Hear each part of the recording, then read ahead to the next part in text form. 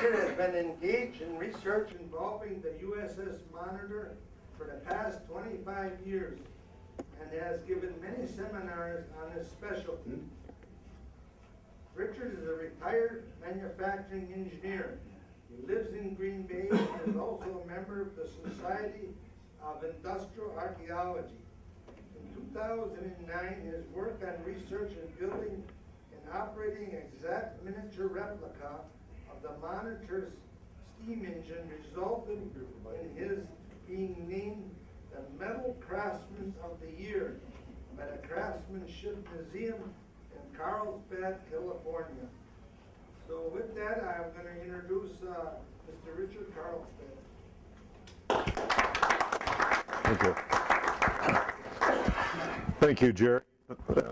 Good evening, and thank you for inviting me to one of your meetings. I hope everyone can hear me. I'm slightly deaf, so I talk loud. I don't need a microphone generally. I addressed this group a few years ago. Perhaps some of you attended then when I talked about the Monitor and the development of the Monitor. And tonight the program's a little bit different. In fact, Bob asked me to give a small presentation, so we're going to reduce it to a screen instead of a big screen. No, really, it's just a little minor hiccup, but I hope you'll be able to see that. And I'm going to ask for your participation. If there's something on the screen that's not visible, it might be too small, raise your hand and I'll address it and be happy to talk about it. Tonight, we're going to look at the other monitors. We all have heard about the Monitor in the Merrimack or the Monitor in the Virginia, and not a lot of people realize that there were 60 monitors built in the Civil War. So tonight I'm going to run through some of that and explain why and what happened and so forth. Because of using the TV screen, I'm a little bit out of order as far as my notes are concerned, so bear with me. And I think this is going to work. We'll try it. Hooray, it works. All right. And I don't have my notes, but we're going to talk about John Ericsson, a great Swedish engineer. I happen to be Swedish, but it's not why I got involved in the whole process.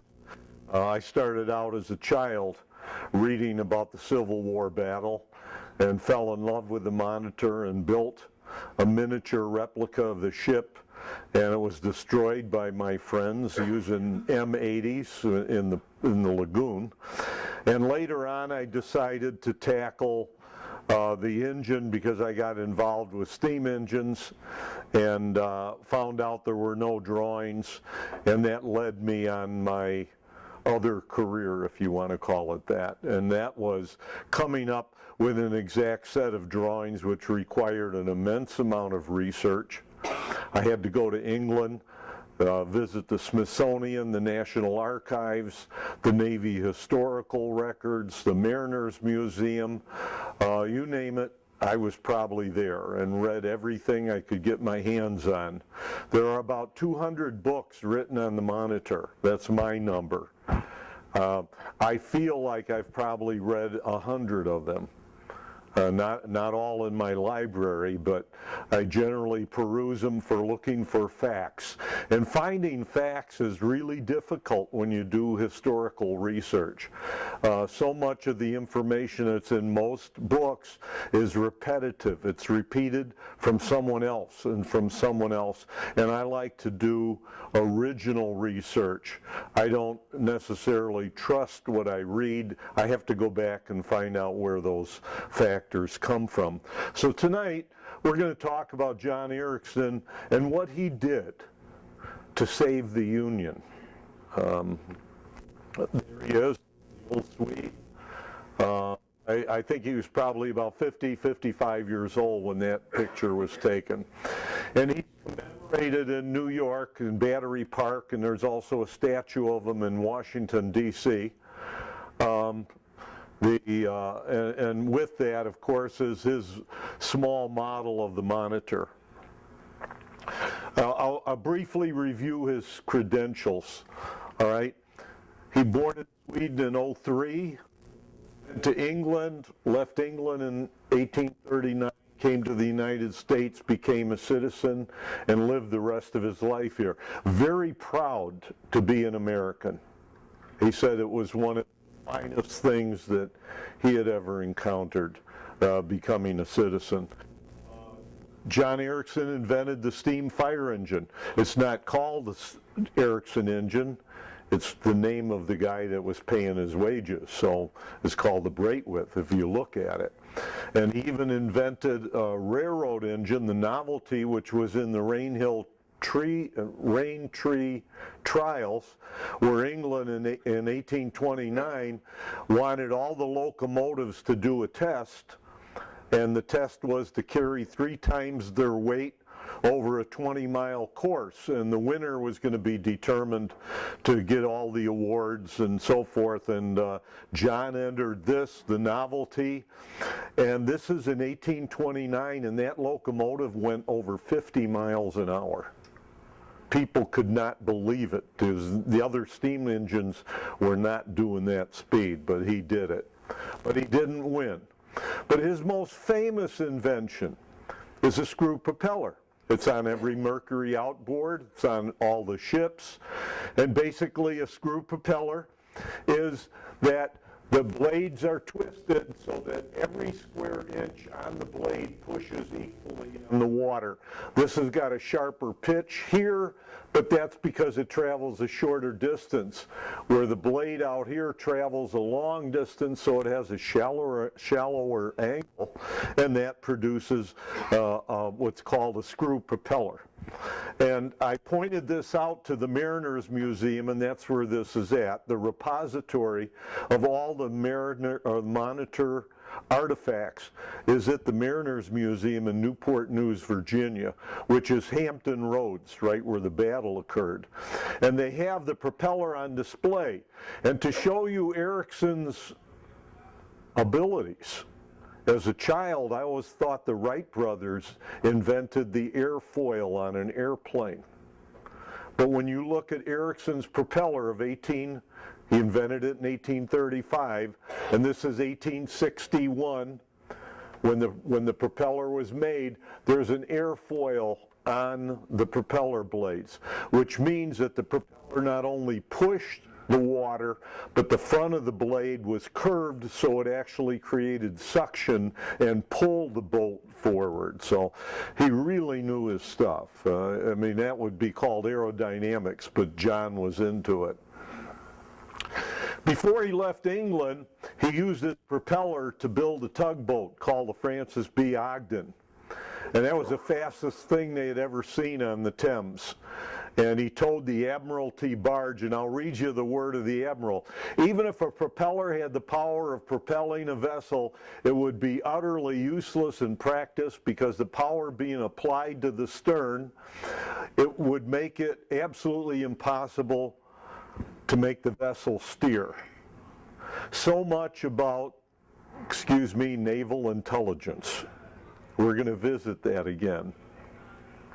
In 1842, after coming to the United States, John, with his partner, built the Princeton, a warship. This was a steam frigate. It had sails, but it also had a steam engine, and they had 2 cannon on board. One was John's, and the other was his partner. And his partner's cannon exploded and killed the Secretary of the Navy, the Secretary of State, and 5 others in President Tyler's cabinet. So that made John a very undesirable person for the federal government, particularly the Navy Department.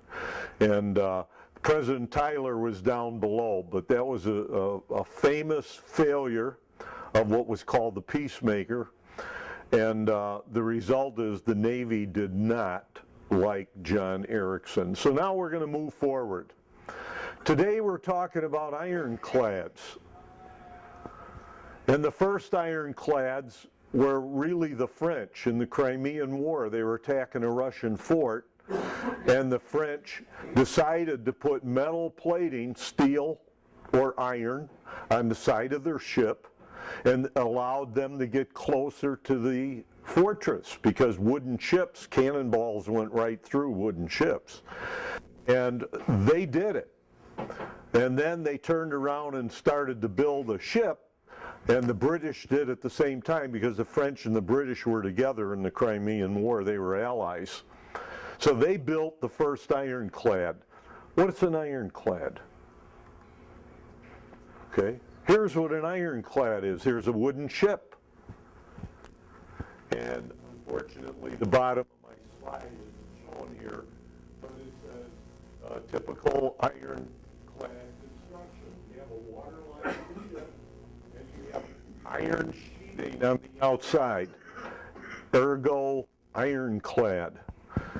The reason I said this is because we talk about the Monitor as being an ironclad. All the books call it that, the historians, everybody refers to it.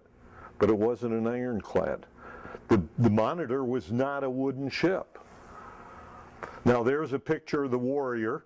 This is the British ironclad, built about 3-4 years before the American Civil War. And you can see it had cannons. It looks like an ordinary ship, except it's got some steam or smokestacks on it. It had the steam propeller. It had Ericsson's propeller, by the way. But this was all iron on the side of the ship. And the same with the French. The French Laurier was the first ironclad. This is a model. We don't have a picture of the original ship. But here you can see in this model replicated the iron on the side of the ship, and the water line was right about here, so the ship was entirely protected by iron, and at the bottom they had copper, so you can clearly see it in the model. So what happens? We have a civil war. They decided to put Operation Anaconda in to starve the Confederacy, close off all the Confederate ports. So how do you do that? You have to put all the federal ships out there. One of the first things, and it's funny, I think you know better than me when the Civil War started. I want to say around the 10th of April of 1861. Well, in February, even before the Civil War started, there was commentary in the Confederacy about if we break off with the North, we're going to have iron ships. So they actually talked about building an ironclad in February, 2 months before. And then as soon as the war started in April, they decided to build an ironclad. And they decided to build the Virginia. Was formerly the Merrimack. When the Navy withdrew from, I think it was Goshport, Virginia, when the war started, the Confederate forces came in, they withdrew, they burned Merrimack, which was a frigate, they burned it straight to the water line, and they left. And then the Confederates recovered the ship, and then they built an ironclad. So basically it was a wood ship in the bottom, but they built, I call it a pup tent of iron. It was a brilliant idea and a very successful operation. When the Virginia was being built, there were no secrets. The United States had people from all walks of life that knew people on both sides of the Mason-Dixon line. And there was constant communication and letters, so nobody could build something and it be a secret. And that's what happened. As soon as the Confederacy started building the Virginia, the Federal Navy got worried because there were no ironclads in the American fleet. And so they put out the order, we want ironclads. And they sent out the request in August. and they said they would make a decision by October. And of the 20, 22, whatever it was that submitted ideas, and some of them were pretty far out, they selected 3. They selected the Galena. And the Galena was a wood ship with iron siding and a steam engine. That was the first one. That was a fairly successful ship in the Civil War. It was not a failure. The next one was the Ironsides. Really sounded good, but it turned out to be a disaster, more or less. Again, a wooden ship, steam-powered, with iron on the side. How thick was that iron? Generally 3 inches. Now, on the Confederate ship, the Virginia, the iron was 3 inches thick, but because of the angle, it was equal to 5 inches. So it gave them added strength as far as the iron was concerned. But most of these ships were 3-4 inches of iron. And when they did this, on the Confederate ship, it was put on like shingles on a house. But on some of these, they actually made steel bars that were interlocked, like some of the flooring you see that snaps together. They were doing that in order to make that impenetrable. It didn't necessarily work. And John Erickson submitted the Monitor, a totally different concept. It's called an Ironclad, but it isn't an Ironclad. It's an all-iron ship. The hull is iron, the armor belt iron, the deck is iron, the turret is iron. The steering hut, or whatever, where the captain is, all iron. It was an all-iron steam-powered ship, totally unique. Never even been conceived. Erickson had this idea years earlier, and he tried to promote it with France, because at that time the American Navy didn't want to talk to him, and all the action as far as warfare was concerned was going on in Europe because of the Crimean War. And he actually proposed a similar ship to the Monitor to the King of France, but it was rejected. And there's John, he was working on the Monitor. And he was truly a genius. Here's a picture of the ship, and I'm going to point out some of the things that are unique. First of all, the water line is right here, only 18 inches of water. Only 18 inches from the deck to the water line, very close. And the reason is, if it's below the water, cannonballs couldn't touch it, because once the cannonball hits the water, it's generally going to skip on the water, or it's going to lose all its energy immediately. So his concept was all iron. He had what's called an armor belt. Now you can't see it there, but there's a dotted line right here, and it shows the actual hull, but you can see it on the end here where you have an armor belt and the hull is behind it. And the reason is the Confederate ship, the Virginia, had a ram, 6-foot ram. That was an iron prong on the front of the ship. And the idea was to sink a ship, why waste cannon? Why waste gunpowder? Just ram it below the water line and pull back and the ship will sink. It's a wooden ship. And they did do that, I believe, to the Minnesota. But in this case, he has the hull smaller than the armor deck. He has the ship very low profile, steam engine, no sails. This is the boiler. He has positive ventilation. In order to run the boiler below waterline, this is his air intake. So he's sucking air into the blower and pressurizing the hull, and that allowed the fires to burn and the smoke to go out the smokestack. And at the same time, the air could go in and up through the turret where the guns were and empty all the smoke that would accumulate in the gun turret. So though, and then of course the crowning jewel was a rotating turret with 2 cannon in it. Magnificent idea. The idea was originally created supposedly by Archimedes, but that's thousands of years earlier. What he did was created a steel turret with guns in it, and when he did it, it's funny, there's a man named Homer Timby, T-I-M-B-Y, that said, I invented the turret first. And I applied for a patent in 1842, and the patent office did not give it to me. And it's strange because the Monitor was launched January 26th, 1862, and Timby got his patent a week before the Monitor was launched.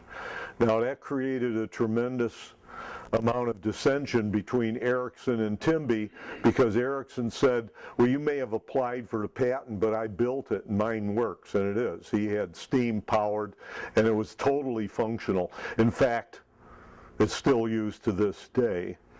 So those are some of the ideas he had. Now there were 40 inventions in the Monitor, and he built it. It says 100 days, actually it was 118, but won't argue.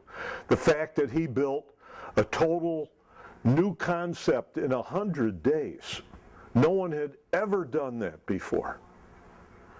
They did it, or he was able to do it, because he trusted his builders.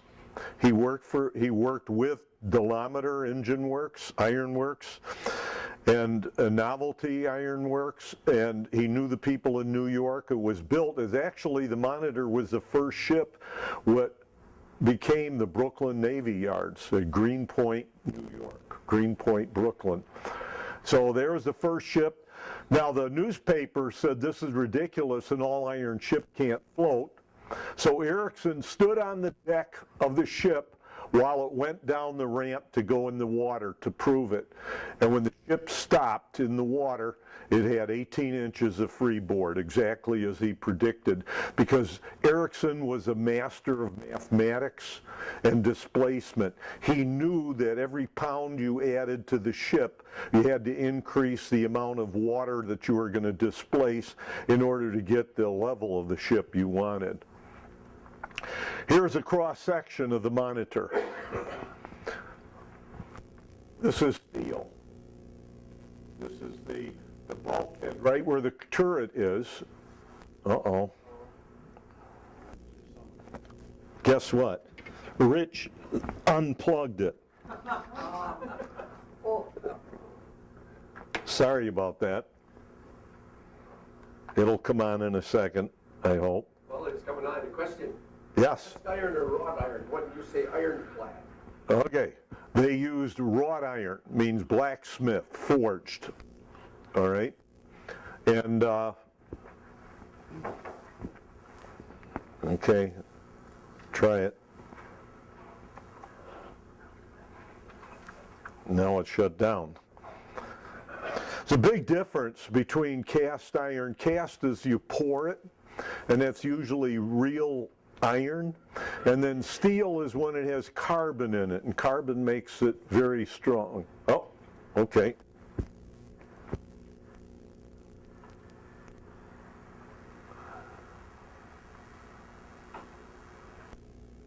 Let's hope it's there.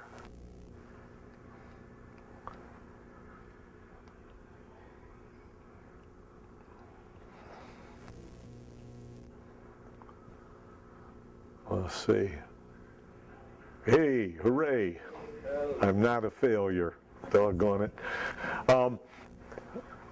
One thing that was very important, all right, and Ericsson, because he was an expert in steam engines and building ships and propellers and all sorts of mechanics, he realized that if you put an armor belt here, and that's what this dark black belt is, and notice it's thicker here and it's a little bit thinner here, and here's the water line, that if you hit it with a cannonball, that something's got to give.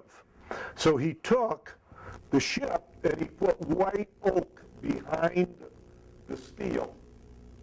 And then on the inside here, this is inside the hull, he put steel here. So he basically had a sandwich. This is extremely important because on the Confederate ship, the Virginia, they did not do that. They had the steel or the iron cladding on the outside, but they had about 3 feet of oak, white oak, very strong oak. But that's all they did. And during the battle, when the Monitor's cannonball hit the side of the Virginia, the cannonball hitting even though it was at an angle so the balls would deflect up, sent a shock wave through here, and the wood that was inside the ship would actually splinter. And 16 sailors were decommissioned on the Virginia during the battle. They were hit with splinters. It's just the nature of that beast. Erickson realized it even beforehand. So he wrapped the armor belt with wood between the two steels. He had wood on the deck, and then a steel cover on the deck. And then his turret was 8 inches of solid steel. Actually 1-inch plates overlapped and riveted, and then the cannon.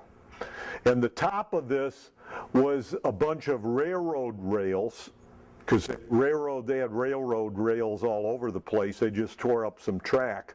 And they took the rails and they flipped them upside down so they were flat. And that was the floor on the top of the deck, but it was spaced so the air with ventilation, so it was open on the top. So here it is for the battle. Gives you an idea, scale-wise, what the two ships look like. And again, the green is wood, and this is the armor. And on the Monitor, that was all steel. That's all you saw. The ram that they had on here was broken off. At the end of the battle, the Confederate ship actually had to break off. Now, 2 things happened. Warden was the captain of the Monitor, and a shell exploded. This is a little log cabin. Okay, it was all logs interlocked with a little slit, and the captain would look out the slit. Well, when he did that, a shell from the Virginia struck the cabin and exploded and blinded the captain. Now, they had a tube that they were talking to the turret, and when they would talk on the tube, but they found out during the battle that was not a successful way of communicating. They had to send a runner. So they had a sailor going back and forth giving command, made it very difficult. So when Warden got hurt, they broke off the battle, and the next man in command came. At the same time, the Virginia noticed that the Monitor was breaking off and thought, oh, they're going home. We're too far exposed. Because what happened, while the fight was going on, it was about 5 hours, they used a lot of cannonballs. They used a lot of gunpowder. They used a lot of coal. And the ship gets lighter, and the displacement of the ship changes, and here's the water line, and now the water line's like this, and guess what? The wood is exposed. And the Virginia captain knew he was in danger. He didn't have the ironclad protection, and if the Monitor comes back, so the Virginia broke off and went back up the James River. And there she is. Do you get an idea? You can get an idea of the guns and the angle plate. It was an excellent design. It was used many times in the Civil War. There were a lot of other ironclads, Confederates, and even Federal ships that were used the same concept. What happened in the battle? USS Minnesota, the Admiral's flagship, top frigate in the United States Navy, taken out. Taken out. The Congress, top ship, taken out. The 3 best frigates in the United States Navy were sunk or grounded in one afternoon by the Virginia. So it was an incredible piece of engineering. The next day was on March 8th, and the next day, the Monitor saves the Union. Famous battle. It was called a draw, but in reality, it was not a draw because what the Monitor proved is that the Confederates could not break the blockade. They could not break it, and if they didn't break the blockade, they couldn't sign a treaty with Britain, because we came that close to having two countries.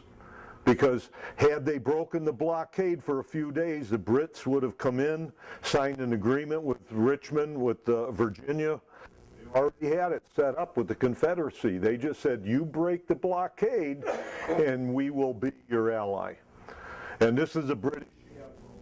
All the navies of the world have been obsoleted. There was no ship in the world that could take on the Monitor. And he realized that.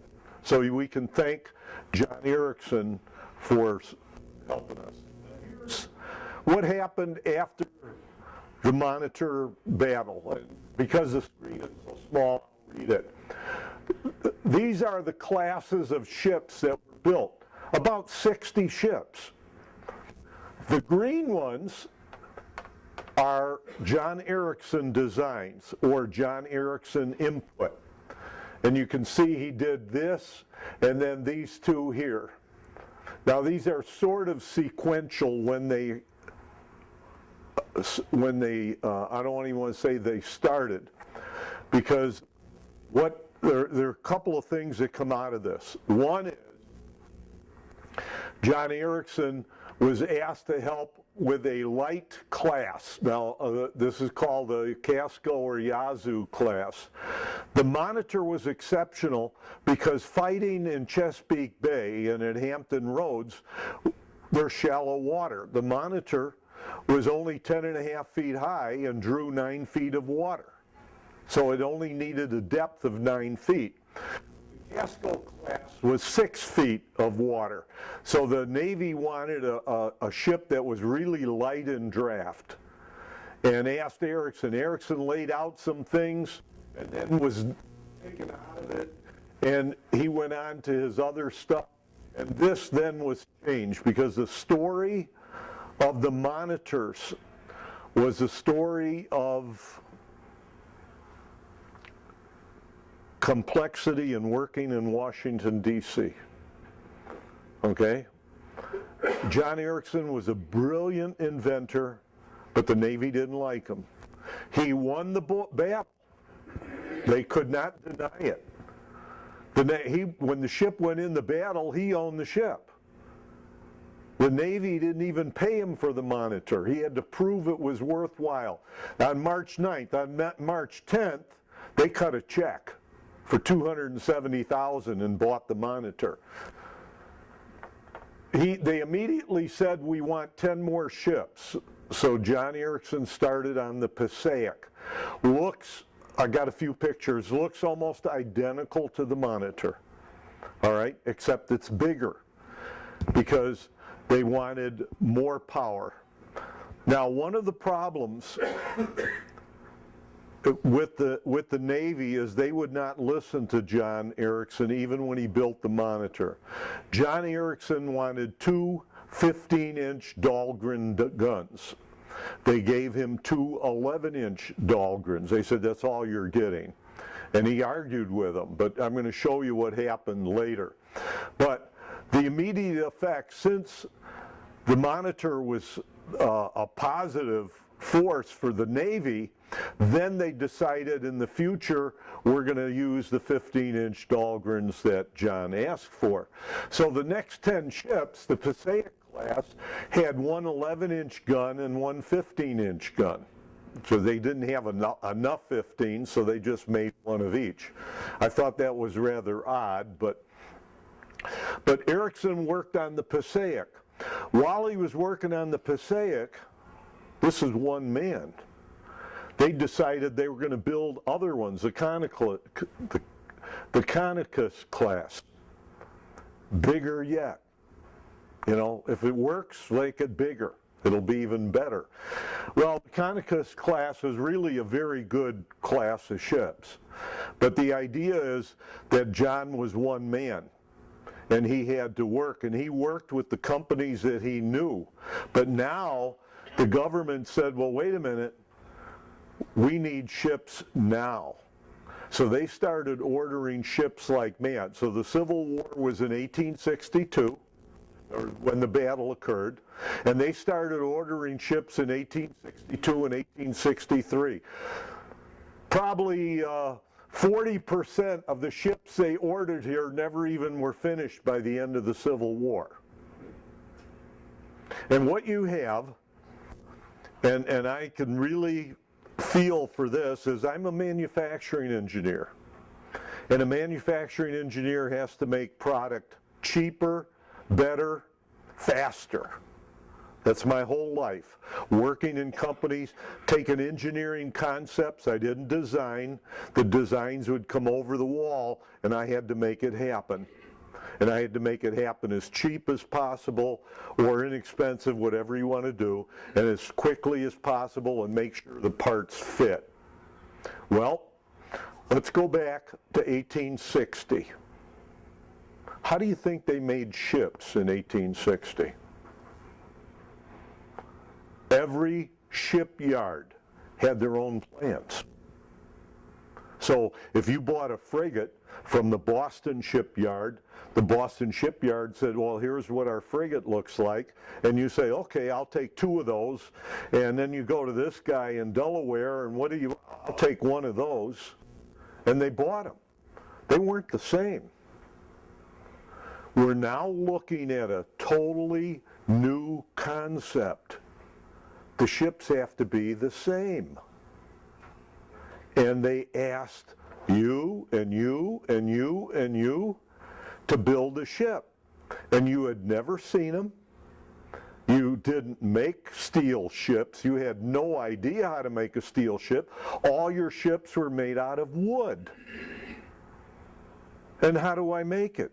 I got to get a foundry. I got to get a machine shop. I don't even know how to make those parts. So what happens is you got Washington sending the drawings to all over the United States, as far away as California. But you had shipbuilders in Cincinnati, Delaware, Pittsburgh, Philadelphia, New York, Boston, all along the coast. Everybody was trying to build an iron ship. They hadn't done it before. So what do you think happens? Nothing happens. It just drags on and on. As one of the builders said in Cincinnati, he said, this is insane. He's building a monitor.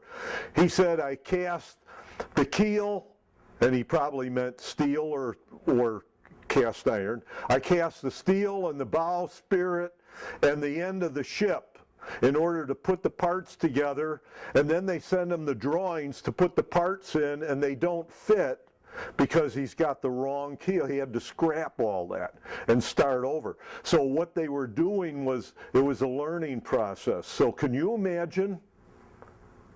This is how to think about it. We have a wagon maker down the street who does wagons, wooden wheels, wooden bed, pulled by a horse. And you tell them, hey, here's Henry Ford's car, build it. That's what happened. It was the first step towards modern manufacturing, using a common standard with multiple providers, and boy, was it nuts. So the result is you have the same ships that look differently. They had parts that didn't fit from one to the next, even though they had the same drawings, and it was a nightmare. So John Erickson got tied up in it. So here's the other part. The Navy, not liking John, and they were supposed to show John the drawings for the ship to get his approval. They didn't want to bother. So they just went ahead and made the parts. And I'm going to show you what happened. Okay, so there's the monitor. If you go to Newport News, to the Mariners Museum, there's a full-size replica there, all steel. It doesn't work. The inside's empty. The turret's empty, but you get the idea of the size, and you can walk the deck, and it's pretty neat. Oh, I forgot to explain this. One of the problems they had in the ship was that this was open, remember that? And you get the sun beating down on you when you're in a southern harbor. Boy, it gets pretty hot. 40 degrees. So they put stanchions on it and put a nice tent over it. And they also learned from the battle that there was a communication problem because the captain is up here in his cabin and he really needs to be where the action is. So the Passaic, the first change on the Passaic in the new design was to move the captain's cabin or armored part up to the top of the turret. Now he can directly give orders to the turret and he can tell them where they're steering because in the turret they're blind. They can't see anything. Now I found evidence in a Scientific American newspaper from December of 1861 where they said that Ericsson had created this brass and glass device with mirrors where the gunnery captain could look into the mirror and see outside the turret at the enemy, but he couldn't be shot. That would be a periscope. And they had it, but when they took the ship apart or the turret apart, they didn't find it, or at least they haven't found it yet. I'm in communication with them. But I told the Mariners Museum about that. I came across that in my research. This is the monitor after the battle. You can see the dents on the turret. You see one gun out and the other one still recessed. And the other discrepancy with the turret is that the slots here weren't tall enough, so they couldn't elevate the guns much to get distance. So it was great for close range battles, but very difficult for any long range, which meant when they took on a Confederate fort that sat on high ground, they couldn't elevate the guns high enough. So that was a disturbing thing. The other thing, because of the exploding shell, and you just barely see where the captain is here in the steer, where he steers the ship, there's a slot that he looks out. They added this ramp all the way around, and that was in case a shell came in, it would be deflected upward and not injure the next cabin. But as I mentioned, they solved that problem with the Passaic. Here is the Passaic after a battle. Look at the depth of the dents. Now the Monitor had 8 inches of armor and the Passaic had 10 inches of armor. And you can tell from the dents that the Confederates learned that they really had to put powder cannon. They really had to blast it. And the other thing they learned, and fortunately the Federal Navy picked it up real fast, is see the dent here? The Confederates found out with the Monitor that if they shot a shell and it landed right here, right at the joint, that it would create a problem or a binding on the turret and the turret couldn't turn. So all the subsequent turrets after that, they added 2 or 3 inches of iron here as a belt, and that increased the bottom. So that made that strong. Here you can see the slits where the captain could look out, and then of course the canvas, when they wanted to shade, they could put it out on the stanchion. And you can see the gentleman up there looking out of his glass. The thing I wanted to tell you is the weakness of the Monitor Passaic ironclads. The Confederates found out that they could do a lot of damage with mortar. And for those of you unfamiliar with a mortar, instead of a shell going like this, a mortar is a shell you shoot up in the air and then it comes almost straight down. And they found out if they could do that, they could destroy the deck covering, because the deck covering was very thin and they had wood under it, and they could actually blow the steel off. And hoping that if you could do it enough times, you would eventually go through into the hull. To my knowledge, that never happened, but it was a concern that the Federals had, therefore would increase the strength of it. Here's the USS Nahant. Now, the Passaic class were built in 1862. The Passaic itself was launched around September of 1862. That would be 6-7 months after the battle. And here's another sister ship. It had the turret. This shows you the changes that were done. All right? The captain's view is still here. They made the tent almost permanent to keep the heat off of them. But then they took the stanchions and filled it in with steel because they were worried about Confederate sharpshooters killing a sailor that happened to be up there. It was originally unprotected. But here you can see the guns sticking out. And the other thing they started that's very interesting, here's a smokestack, is they added an upper deck. And that wasn't permanent. Obviously, they go into battle, they would take that off. But they put lifeboats up there and they stored stuff. And it gave a shaded area for the sailors when they would be up on deck. Realized that this ship went all the way through to the Spanish-American War. So it had value. But those are some of the things that occurred, and that affected the future design. Now here is the Lehigh, and the other thing they found was that the Confederates tried to board the ship with a rowboat. Confederates had submarines. We've all heard of the Hunley, and they had other ones that I can't think of their name, but they would just be very low in the water and could approach a ship trying to put they were called torpedoes. But they were mines. The terminology's changed. Today a torpedo is self-propelled. In the 1860s, mines and torpedoes were the same thing. They sat stationary, but they could put it on the front of their submarine and ram a ship and then pull back, and then it would explode. And so they were able to approach the monitors. So what they did is they added a small howitzer, and they put grape shot round BBs in there, and that would be to take out any small ship come to board them. Because again, if you weren't looking in that direction, if you were looking at the shore, because that's where you're bombarding and the turret is turned that way, you couldn't see what was coming up behind you necessarily. Oops. Well, here's the Monadnock. Okay. What's interesting about the Monadnock is the change to 2 turrets. And that again was to give more protection.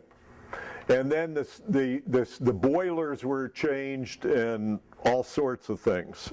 And I'm going to cover that in a minute. And here are other monitors that didn't even involve John Erickson. Okay, the Keokuk. Now, it was built in New York City. It was launched 9 months after the battle. It was the concept of having round engines, but those are not turrets. Those are just stationary guns. They have ports in them, with guns inside the ports. That was not considered a successful ironclad.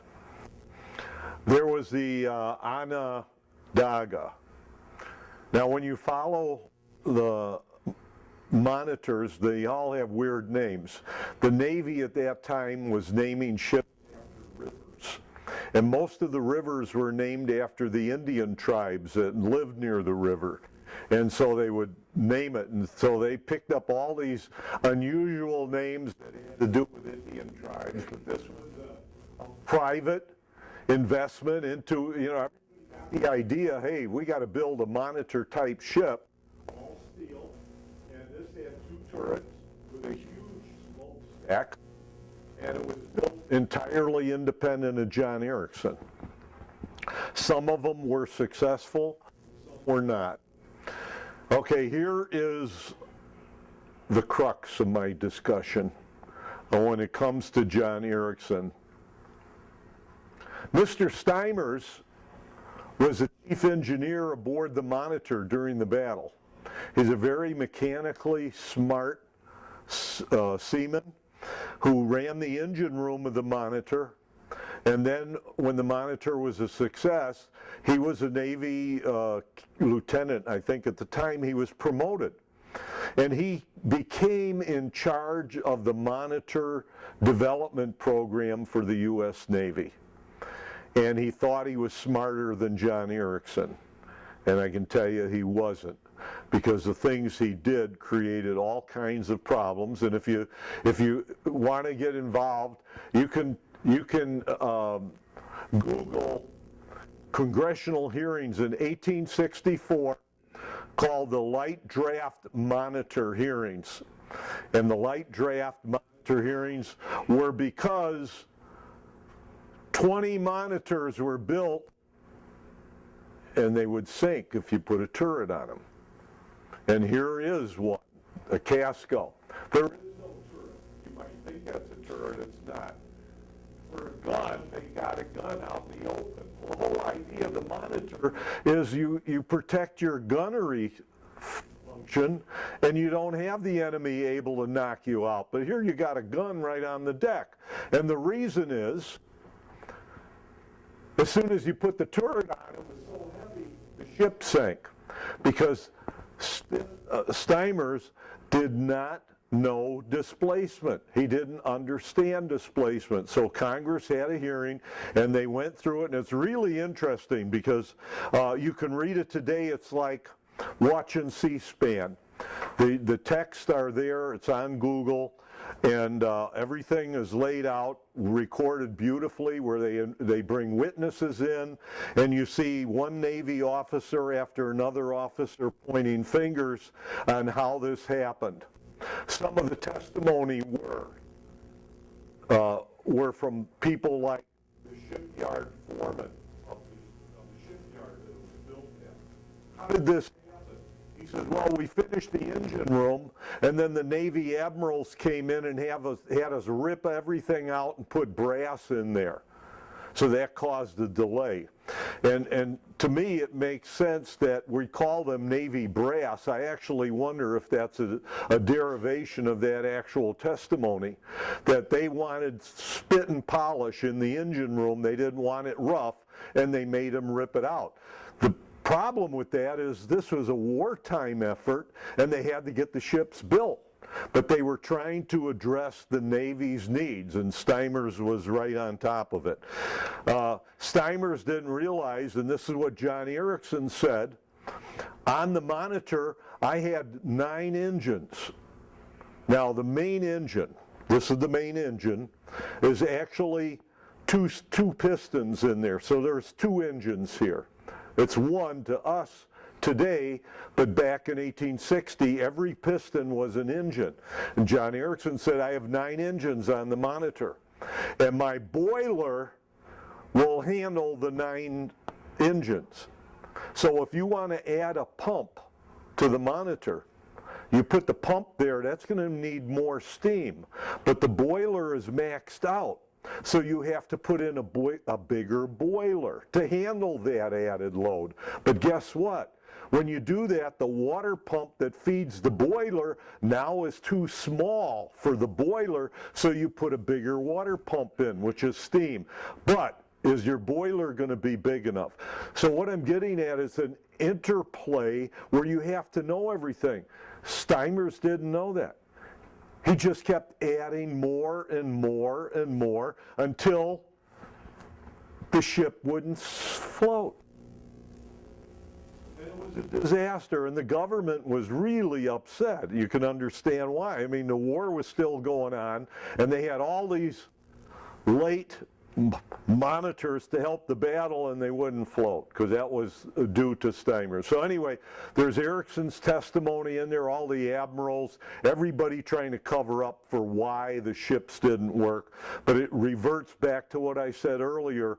You had 30, 40 different shipbuilders involved building something they had never done before, and it was wartime and it was urgent, and there was revision after revision after revision. So here we go back to the ships. And what I wanted to point out is there were ships and I have multiple turrets. Even one, the Roanoke, had 3 turrets. But it was they designed it for 4. It wasn't Erickson. Designed it for 4. They found out they couldn't put 4 on. It was too heavy. So we'll put 3 on. They put 3 on and found out that the 3rd one was going to break the back of the ship. So it was a failure. But it's still considered a monitor class. So here we have 1905, the predecessor to the more modern Navy, the battleship. And that's what monitors are. They are the start of the battleship. All steel, rotating turret, superstructure. When they moved the captain's steerage cabin, I don't know what to call it, on top of the turret, they did the same thing here. You've got the captain up at the bridge at the highest point, so he can have the visibility wanted. Now, one of the secrets we don't talk about, but it's here. Rear Admiral John Dahlgren. Remember, Erickson said, I want 15-inch Dahlgrens. Erickson made cannons, but he knew Dahlgren made the absolutely finest cannon in the federal, what do I want to call it, federal stock. There's other things because the Confederacy had Brooks rifles. They had a lot of good weapons, but they didn't have the Dahlgren, and we had the Dahlgren, and that's the admiral who designed it. This is the monitor with the 11-inch Dahlgrens in the turret. The turret is upside down. This is when they were recovering it. You can see when they retract the cannon that they actually had can't think of the name right now, but they swung down. They were like keyhole covers. They weighed 10 tons, and they came down to block the hole so no shot could come through while they were working on the cannon. And they're closed. You can see them closed there and the guns going up against it. Now, what's missing, because it's upside down, is the carriage. And John Erickson designed the carriage for the Dahlgren guns. He had to because of recoil. The turret was only 20 feet in diameter, and you can see how small it is for the size of those guns. So he designed the carriage, and the carriage had a recoil mechanism in it, so it would absorb the force of the shot without driving itself to the back and killing the crew. Now here is a side view of 11-inch Dahlgrens, and you get a perspective of the physical size of that gun. Here's the 15-inch. Okay. Now the 11-inch had a shell that weighed 160 pounds. The Navy said they would only allow 15 pounds of powder to go behind that 160-pound shell. Erickson wanted 30. If they had put 30 pounds of powder behind it, which they did later in the war, but they didn't at that time, the cannonballs from the Monitor would have went clean through the Confederate ship, there's no doubt. Erickson also made forged steel balls. They weighed 200 pounds for the 11. They never used them. He wanted them to, because again, when a cast iron cannonball hits the steel sides of a ship, they call it iron, but it's steel.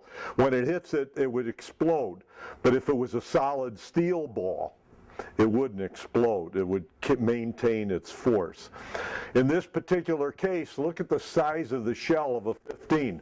400 pounds would be incredible. But believe it or not, the Passaic class, the classes after the Monitor, had one 15-inch gun. And we look at a modern battleship. This is the USS Washington, which is the same as Wisconsin that's in Virginia. If you go to Virginia to the Mariners Museum, make sure you go across the bay and see the battleship Wisconsin.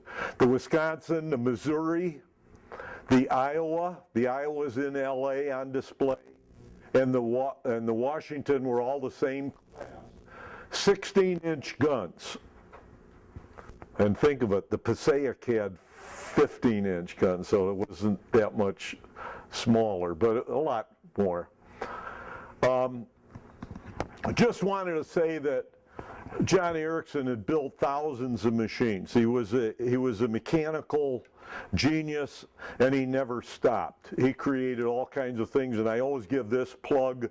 In 1883 at the World Exposition in Philadelphia, Erickson had a solar-powered motor. He converted the sun's energy right into rotary motion, 100 years early. But he knew what the sun's energy was and knew how to convert it using his hot air engine, so it was very successful. This is an actual engine room shot of the Catskill. Now, there were no interior pictures taken of the Monitor. There's only a few. But this is Ericsson's engine design, and there is only 2 pictures ever taken of his engine, and this is one of them. It's on the Catskill. You can't see much, but you can see the revisions made. You look at the size of the wheel, looks like a steering wheel. That was a reversing wheel, which is on the model here. But the real wheel here on the engine is 28 inches in diameter, and that looks like it's 5 or 6 feet in diameter. It's huge.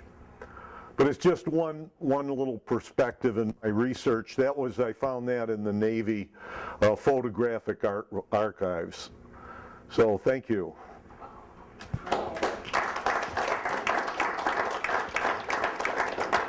Now, for an add-on, if you wish, I didn't want to take part of the meeting or the evening. I brought my model. I have compressed air, and I will run it if you wish to see it. And it's extremely unique.